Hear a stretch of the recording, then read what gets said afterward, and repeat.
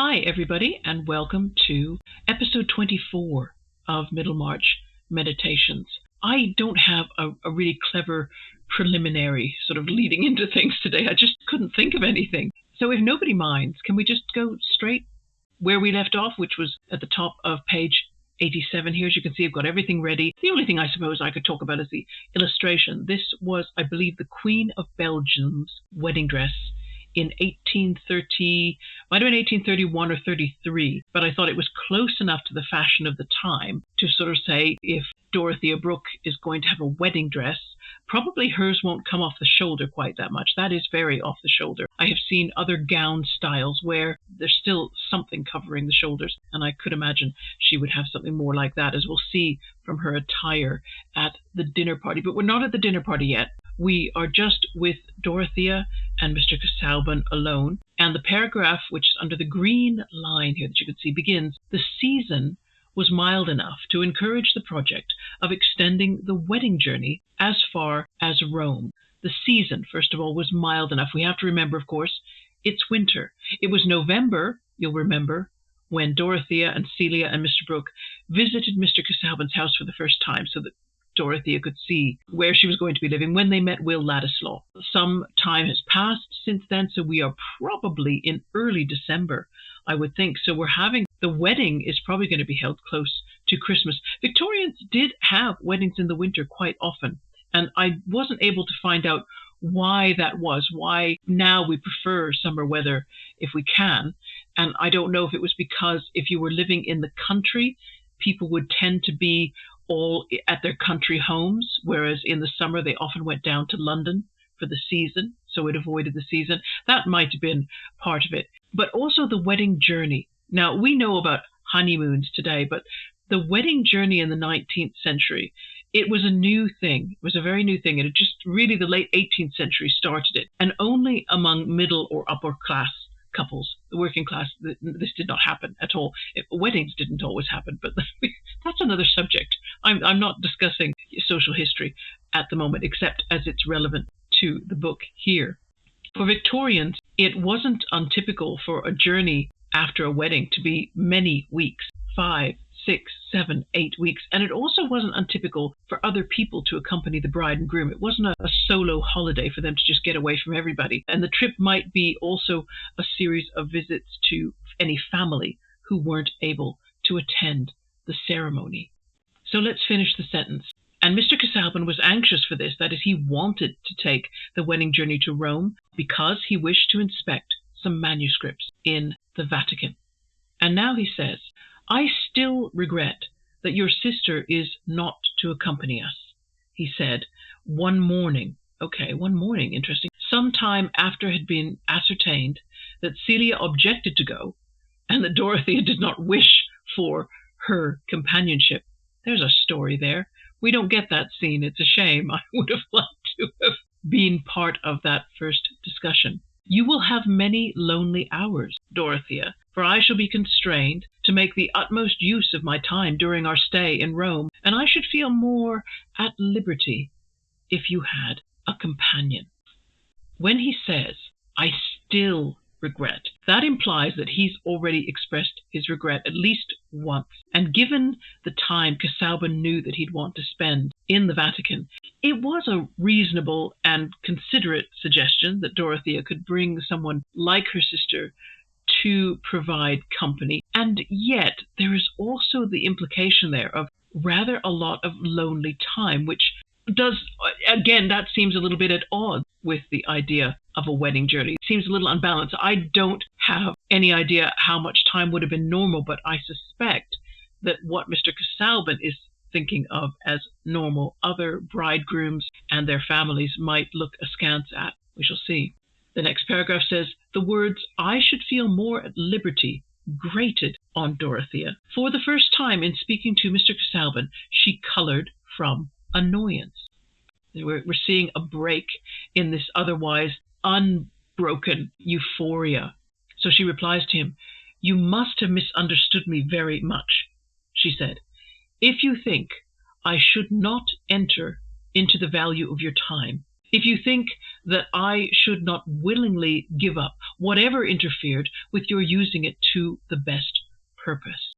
You see my question mark there. That phrase, I should not enter into the value of your time.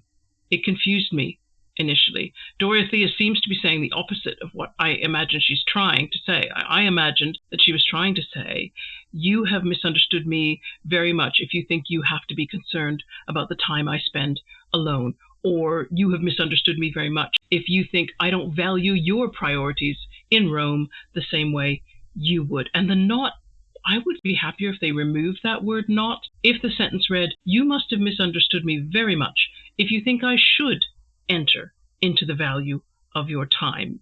That seems to me to be saying what Dorothea wants to say, which is you would be wrong if you felt that you had to concern yourself about what I do with my time, or if you had to let me impose upon the time in Rome. Something like that. I don't know. I may be wrong, because this may be a usage, a 19th century English usage that I just don't understand. Or the word enter might have meant something a little bit different. We'll go on and take Mr. Casaubon's reply, which is, that is very amiable in you, my dear Dorothea. Not in the least noticing that she was hurt, but if you had a lady as your companion, I could put you both under the care of a, now here I have to be careful because the English would have said this cicerone or cicerone. That's not how the Italians would have said it. They would have said cicerone. But anyway, however, you just pronounce this as you will. But I imagine Mr. Casaubon, since he didn't go abroad a lot, I imagine he just massacred the Italian. And he goes on to say, and we could thus achieve two purposes in the same space of time. Now, if you type Cicerone into a search engine, the majority of entries will think that you want to know about professional beer experts. In the 19th century, a cicerone was the Italian term for a man, typically an older man who had a reputation for knowledge, who had good character, and who could conduct young English aristocrats on their European grand tours. Casaubon would procure a cicerone for Dorothea, but she would have to have a lady companion. Victorian propriety wouldn't accept a woman being alone with any man who was not her immediate family or her husband. You must credit Casaubon with, he's being considerate here, because there could always be situations in a long wedding journey when the husband could not be there as a companion. And he anticipates that Dorothea would want the opportunity to see the sights in Rome, and he doesn't want her to have to stay around with him, searching manuscripts in some not very well lit building, I imagine. But I think what troubles her, Dorothea, I think she even says that she can't put her finger on the problem, not here, but later. I think what bothers her is that Casaubon, at this very early stage in their marriage, uses the word liberty. Liberty to describe the time that he's away from her. And they're not even married yet. It's as if he's saying, I'd really like some space, when Dorothea hasn't even had her first chance at real closeness. And the scene ends unhappily. I beg you will not refer to this again, said Dorothea, rather haughtily. So we've got annoyance, we've got a little arrogance. What we know of Dorothea, when she would speak to Celia, you might get a little bit more of that. But immediately she feared she was wrong. Yes, because of course she has Casaubon up on a very high pedestal. Naturally, she's going to question her own feelings. And turning toward him, she laid her hand on his, adding in a different tone, pray do not be anxious about me. I shall have so much to think of when I am alone, and Tantrip will be a sufficient companion. Now, Tantrip, I had to use my Kindle copy of Middlemarch to do a search, because Tantrip hasn't been mentioned more than once, I believe, up to now. She is a servant in Mr. Brooke's household. So if Tantrip is going, then I presume that perhaps Dorothea will be able to keep her as her own maid, her own servant. I'm not sure. But at any rate, she says, and Tantrip will be a sufficient companion just to take care of me. I could not bear to have Celia. She would be miserable. She might not be the only one. On to the next paragraph. And that paragraph begins strangely. This is the other textual contradiction. It starts, it was time to dress. There was to be a dinner party that day. Now, I find that odd. In what I know of Victorian society, ladies did change their clothing several times in a day, and they definitely changed their clothing for dinner. However, further up the page, we were told that this conversation between Casaubon and Dorothea took place in the morning. And I am surprised that after such a short conversation, it was suddenly time to dress. I would say that the time to dress before dinner, let's see, afternoon tea was usually between 3 and 4 o'clock if tea was going to be taken. Dinner was usually 7, 8, and it was the time between tea and dinner that dressing would take place for dinner. Excuse the traffic noise if you can hear that outside. There's traffic being diverted down the road just outside our front window. Normally it's a lot quieter, but not today. Anyway, let me not get distracted. I felt, again, there was another little editing error. It's interesting to speculate on this because we always think, oh my goodness, these classic novels, could you possibly do something like question the copy editor, such as there might have been? I don't know to what degree copy editing happened in the middle 19th century, since you would be working with a handwritten manuscript. Certainly in Eliot's time, you wouldn't have had the typewriter invented or used widely until closer to the end of the 19th, beginning of the 20th century. So you'd be handwritten until the point that you literally took pieces of metal with letters on them and set a page. So I think copy editing would have been quite a different matter. It would have been down to the printer, and there probably wouldn't have been that much time to reread the handwritten manuscript and spot any continuity errors. And this is one. It's suddenly time to dress. So I think, well, they've hardly had a 2-minute conversation in the morning, and now it's time to dress, but we'll just overlook that for now. There was to be a dinner party that day, the last of the parties which were held at the Grange as proper preliminaries to the wedding. Proper preliminaries. This is where I got the title for today's episode. Now, I went searching for some resource on the web or in print that would talk authoritatively about the preliminaries, the wedding journey in 19th century England. There was plenty of information about the day itself, but that's not what I wanted. I wanted the before and the after, and I didn't find anything except one book, one annoyingly expensive academic work by Helena Mitchie, who teaches English and Humanities at Rice University in Houston, Texas. She wrote Victorian Honeymoons, Journeys to the Conjugal. The cheapest online copy I could find was a used hardback at £14.17, about $18. The Kindle version was £36 or $45. Those were my best options. There were editions after that went to £80 to £110, and I wish the academic book market would take the gamble that maybe there's a larger audience for their work than just students and fellow academics. Just try and see if you could lower your prices accordingly. Now, I'm very tempted, though, to buy this book anyway, to spend that £14.17, because Mitchie has delved into 61 different 19th century diaries as primary sources. And then she's also talked about fictional mentions of marriage and wedding journeys. And so there's information about pre-wedding events and traditions also. But we see Dorothea here, if we go back to the text now, she's struggling with these negative feelings that she has. At the bottom of page 87 there, and Dorothea was glad of a reason for moving away at once on the sound of the bell, as if she needed more than her usual amount of preparation. She was ashamed of being irritated from some cause she could not define. That's the bit that I was talking about. She can't figure out why she's having these feelings. She couldn't define them even to herself. For though she had no intention to be untruthful, her reply had not touched on the real hurt within her. Mr. Casaubon's words had been quite reasonable, yet they had brought a vague, instantaneous sense of aloofness on his part. Yeah, they had, because liberty, my time away from you is liberty, meaning my time with you is bondage. She may not be figuring that out yet. We are more aware of the emotional situation, perhaps because we're more modern. We're less likely to be caught up with the same naivety. In a previous meditation, we saw the novel examine Mr. Casaubon's emotional state, which might be better called an emotionless state. Mr. Casaubon seemed to have reached a point where he almost dared not let himself feel. He'd almost anesthetized his feelings, because if his strongest feelings came out, they would focus on the futility of all that work that he'd done. And he was hoping that marriage would somehow magically generate good feelings. And now here we have Dorothea. She's having feelings she can't properly identify. And if she can't identify them or identify the cause of them, then she won't be able to manage them. It's an ugly metaphor, but here we go. You could compare Casaubon's emotional state to constipation and Dorothea's to, okay, can I let you finish that thought yourself? Okay.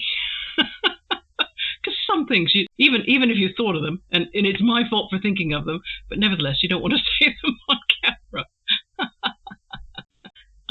We read on. Surely I am in a strangely selfish, weak state of mind, she said to herself.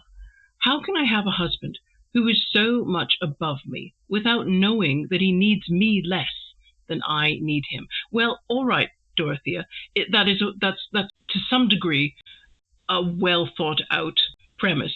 However, if he needs you less than you need him, do you not have a setup for something very, very unhealthy?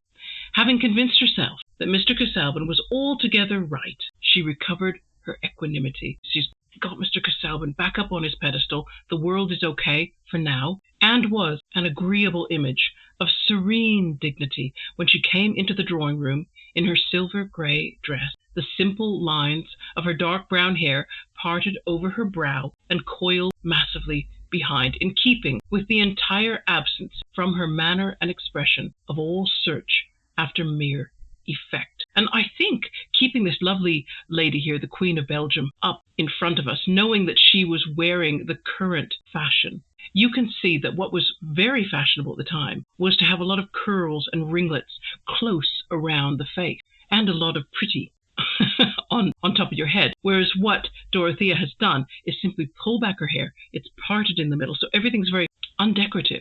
Sometimes when Dorothea was in company, there seemed to be as complete an air of repose about her as if she had been a picture of Santa Barbara, looking out from her tower into the clear air.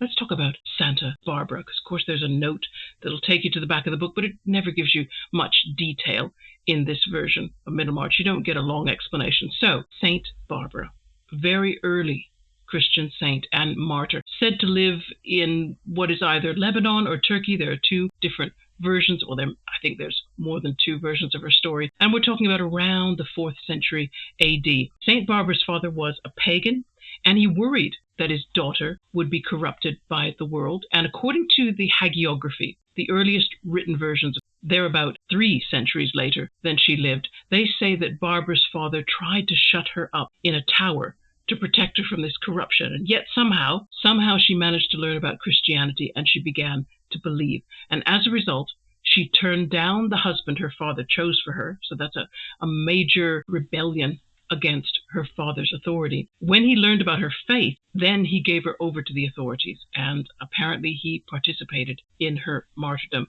If you want the details, he beheaded her. Now, modern Christianity, just to compare, modern Christianity has, depending upon the denomination, a mixed reputation for the opportunities and the freedoms that it allows women. But in the context of the ancient Greco-Roman world, the picture was different. Christianity offered women a degree of agency that was an improvement on their cultural norms. There was some scope in Christian churches for female leadership and administration, not female priesthood, but nevertheless, compared with pagan religions, a woman with aptitude and spare time had more chance to be useful as a Christian. And because of that, a lot of wealthy and well-connected women converted to Christianity in its early centuries.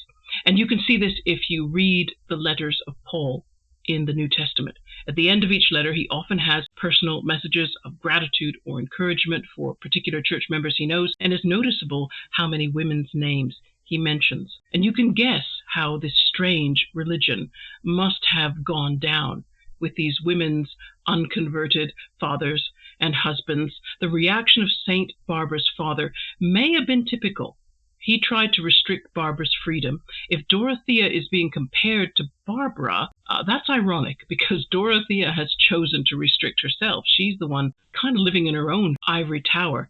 Eliot's narrator tells us that she's looking for an experience like St. Teresa. She wants this vigorous kind of faith that achieves far resonant action. I wonder if the narrator inserts this mention of St. Barbara to hint that Dorothea's future is going to feel constricted and narrow and shut away, the exact opposite of what she's hoping for. But to pick up again where we left off, sometimes when Dorothea was in company, there seemed to be as complete an air of repose about her as if she had been a picture of Santa Barbara, looking out from her tower into the clear air. But those intervals of quietude made the energy of her speech and emotion the more remarked when some outward appeal had touched her. In other words, beneath that quietude, we know that there's a more naturally passionate person. So Santa Barbara isn't truly Dorothea. Dorothea is probably more truly a St. Teresa. Although St. Barbara was brave, I suppose, for the time that she got to be brave. She was brave, but in a quiet, resolute way. St. Teresa in a more sort of dynamic, active way. We'll go on now. She was naturally the subject of many observations this evening. Why? Because the dinner party was large and rather more miscellaneous as to the male portion. We have had, so far, some very superlative examples of men. I mean, if we're talking about terms of courtesy, how considerate they are of their women folk. Here, the tone changes a bit, and there's a little snobbishness in this because, of course, the tone changes because the socioeconomic class changes. The miscellaneous are slightly lower order, but not too low, or they wouldn't come to the dinner party at all. They'd serve the dinner party, but they wouldn't come to the dinner party. We're talking about another class here, beneath the upper class. So there's a rather more miscellaneous as to the male portion than any which had been held at the Grange since Mr. Brooke's nieces had resided with him, so that the talking was done in duos and trios, more or less inharmonious. That's it. In other words, because there's now mixed company, mixed social groups, you're going to have people in ones and twos, and there isn't going to be the harmony between them because maybe they don't have a great deal in common. There was the newly elected mayor of Middlemarch, who happened to be a manufacturer. Okay, note that. The philanthropic banker, his brother-in-law, who predominated so much in the town that some called him a Methodist. I don't get the joke there, but it's interesting that he should be considered a Methodist. Others a hypocrite. Okay, I understand that. According to the resources of their vocabulary. Okay, maybe Methodist was just a nice way of saying hypocrite in the 1830s. I need to look into that. That would be a cool little branch of social history to study. And there were various professional men. So we are coming down. These men that have just been described, they would have had a great deal of money, but it's not old money. Old money is the landed aristocracy. Mrs. Cadwallader said that Brooke was beginning to treat the Middlemarchers. When she means treat, she means favor. Show them undue favor. And that she preferred the farmers at the tithe dinner, who drank her health unpretentiously and were not ashamed of their grandfather's furniture. Of course, they were misers like her, right? It didn't matter how old things were. For in that part of the country, before reform had done its notable part in developing the political consciousness, and I don't think it has yet, but there we go, there was a clearer distinction of ranks and a dimmer distinction of parties. I don't really know how I could describe that more. Yes, there's a clearer distinction of ranks, and now we're mixing things up. That's what Brooke is doing. He is effectively doing a little bit of reform himself at this dinner party, and I'm not sure why he's chosen this one. I suppose with Dorothea married off, and perhaps he's anticipating that Celia will soon be married off, well, then he'll be an independent man, and he could invite to his house whomever he wished. And if he has political ambitions, and we've seen hints of that. Anyway, we shall go on to the next page. Page 89. Mr. Brooke's miscellaneous invitations seemed to belong to that general laxity which came from his inordinate travel and habit of taking too much in the form of ideas. Well, in that way, he's not so different from Will Ladislaw in the sense of traveling and taking in ideas. That's what Ladislaw is doing right now. What we don't know is whether Ladislaw, like Mr. Brooke, will fail to go into any depth. And we will see further on that, yes, Brooke may have mixed up the menfolk in terms of class, but he hasn't done the same thing with the women. And that's an important point to note. But before we move on, to the next bit here, I have to sort of say, this miscellaneous menfolk, and I don't know if it's because they're miscellaneous, if Eliot is saying anything, has any class prejudices about what the newly moneyed classes were like in the way they act around women. But I certainly think any woman who listens to the dialogue that I'm about to read will think of situations where she's been in male company. Sometimes you're in situations and you feel perfectly safe. And then there are other situations where the looks you get or the comments you might happen to overhear put you a little bit on edge because you don't feel like you're being observed as a person. Let's read. Already, as Miss Brooke passed out of the dining room, opportunity was found for some interjectional asides. Let's listen to them.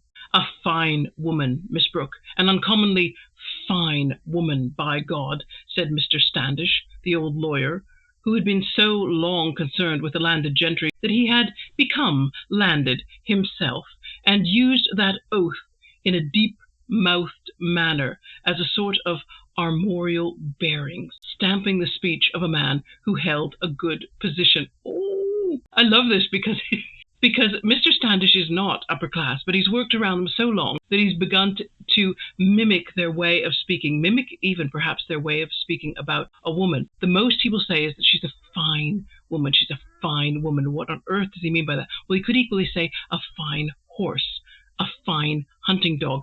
Fine things simply meant well put together. He's not elaborating, but you'll see these other gentlemen, they're not shy. They would like to elaborate. Mr. Bulstrode, the banker, seemed to be addressed, but that gentleman disliked coarseness and profanity and merely bowed. So Mr. Bulstrode, we see, has a devotion to his religion which doesn't allow him to want to go toward greater coarseness.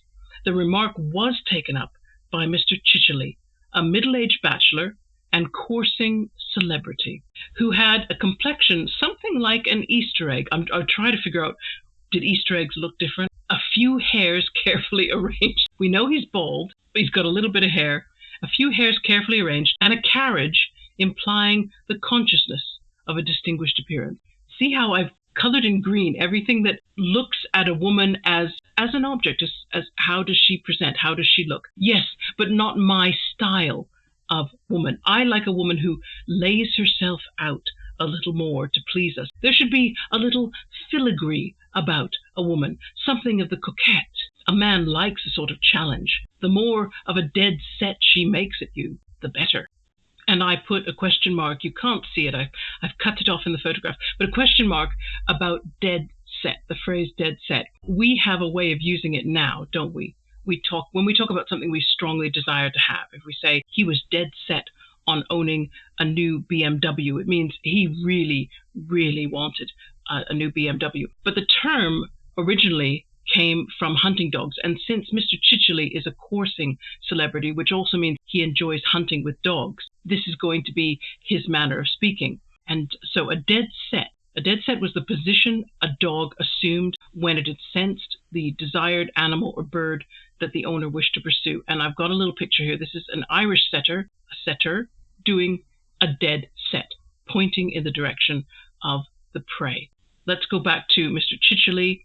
It's also called pointing, by the way. So Mr. Chichely, when he says, the more of a dead set she makes at you, the better, he's suggesting, I think, that a woman should clearly single out a man as a target and lay herself out, which is a surprising turn of phrase from a Victorian, because it doesn't leave a great deal to the imagination. But I think lay herself out means do herself up. So in other words, a woman should dress and act as though she had a male target in mind, something that she was hunting down.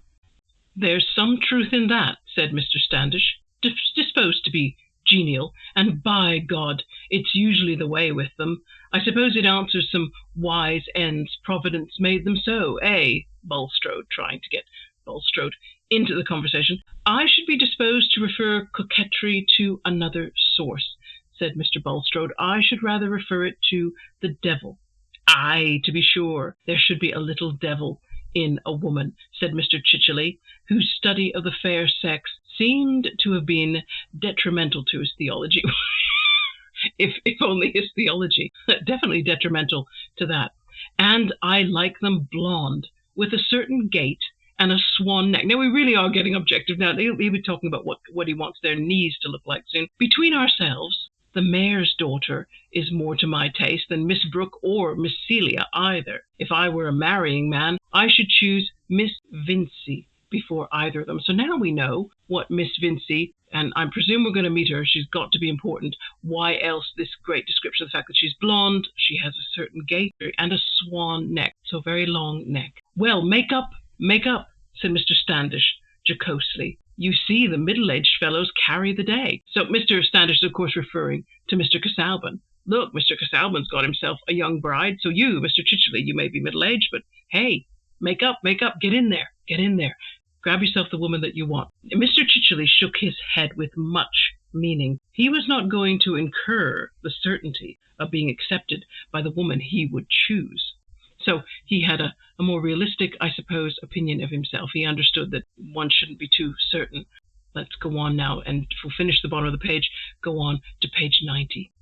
This section now, at the top of page 90, is quite interesting because I've said that Mr. Brooke has taken the liberty, certainly in the eyes of his upper-class neighbors, of mixing up the male company at this dinner party, but he has not mixed up the female, and that is making a point.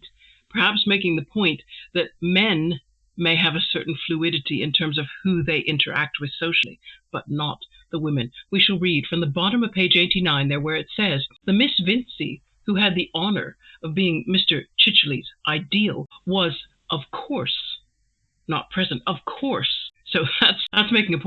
For Mr. Brooke, always objecting to go too far. There we go. See, he tries things. He's tried a little reform. He's mixed up the male company, but not the female.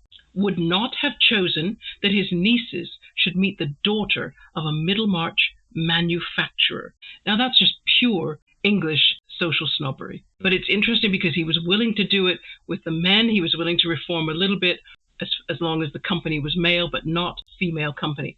He goes on to say he wouldn't want his nieces to meet Miss Vincey unless it were on a public occasion. The feminine part of the company included none whom Lady Chettam, that is Sir James Chetham's mother, or Mrs. Cadwallader, whom we already know has very impressive pedigree and is very concerned about pedigree. So there was no woman in the company that either of these ladies could object to. For Mrs. Renfrew, they happen to mention, the Colonel's widow, was not only unexceptional in point of breeding, but also interested on the ground of her complaint, which puzzled the doctors and seemed clearly a case wherein the fullness of professional knowledge might need the supplement of quackery. That's just lovely. I love Eliot's jokes because they catch you unawares. Might need the supplement of quackery. And where's that quackery going to come from? It's going to come from these ladies. As it says, Lady Chettam, who attributed her own remarkable health to homemade bitters, united with constant medical attendance. And she can. Only the rich could afford doctors. Doctors were astoundingly expensive, and there was a level at which you simply didn't have medical care at all. Just for anybody who's not English or isn't familiar with English history, there was no socialized medical care in England until after the Second World War.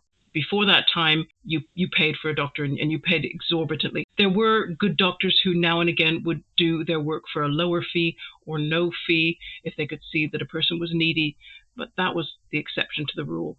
Let's carry on here. Lady Chettam, who attributed her own remarkable health to homemade bitters, united with constant medical attendance, entered with much exercise of the imagination into Mrs. Renfrew's account of symptoms, and into the amazing futility, in her case, of all strengthening medicines. So we're transitioning now. This is an interesting transition. We've looked at the males in the dinner party. Now we're looking at the females. And now this business of medical complaints is coming into the conversation. And I'm not going to spend a lot of time on what Lady Chettam and Mrs. Cadwallader talk about. It's a very comic conversation, but it is leading up to something. And so we'll follow it through now. We'll have a look at it really quick. Lady Chettam starts the conversation. She says, "Where can all the strength of those medicines go, my dear?" said the mild but stately dowager. So turning to Mrs. Cadwallader reflectively when Mrs. Renfrew's attention was called away.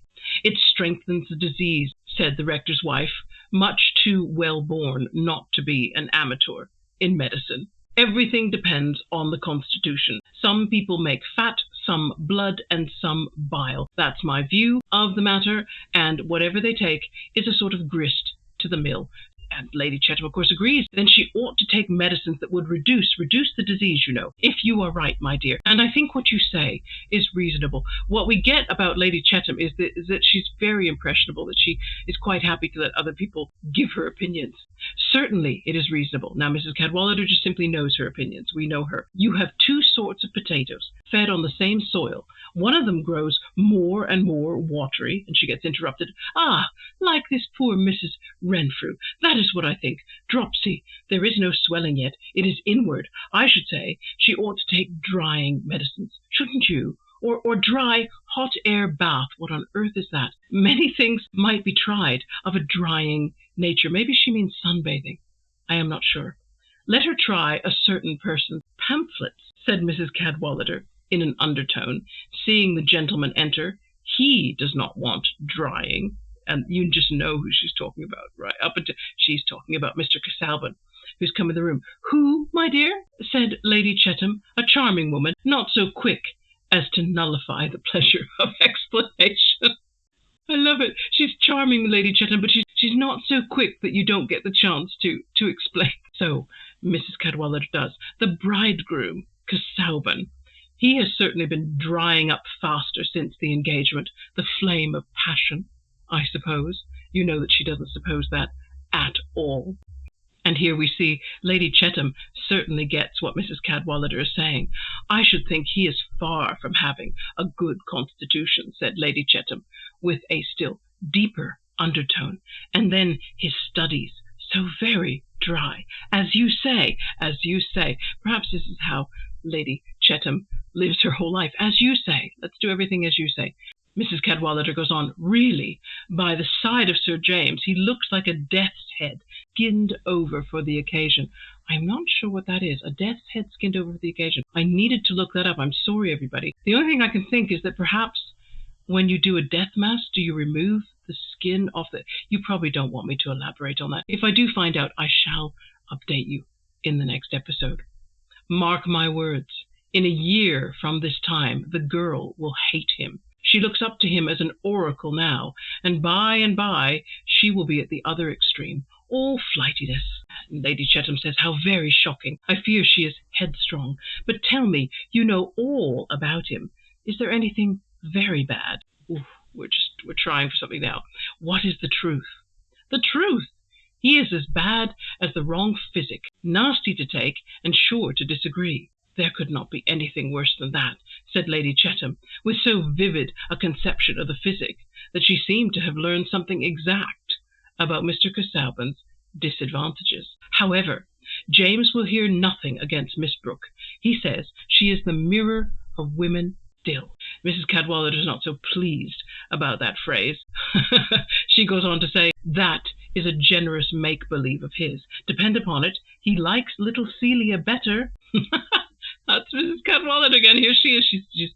When she has a plan, boy, does she try to carry it out. "He likes little Celia better." Oh, does he? "And she appreciates him. I hope you like my little Celia." So this is her doing her campaigning.